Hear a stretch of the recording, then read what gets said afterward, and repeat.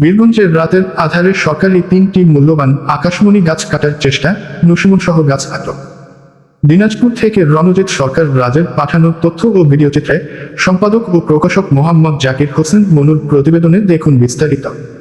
দিনাজপুরের বীরগঞ্জ উপজেলার 10 নং মোহনপুর ইউনিয়ন পরিষদের সড়কের পাশে থাকা 3টি মূল্যবান আকাশমণি গাছ রাতের আধারে কেটে নেওয়ার সময় স্থানীয় জনতা তা আটক করেছে।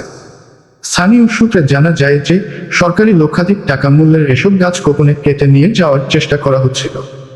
এ সময় এলাকাবাসী বিষয়টি টের পেয়ে দ্রুত ঘটনাস্থলে গিয়ে গাছগুলো জব্দ করেন এবং পরিবহনে ব্যবহৃত নসিমনটিও আটক করেন।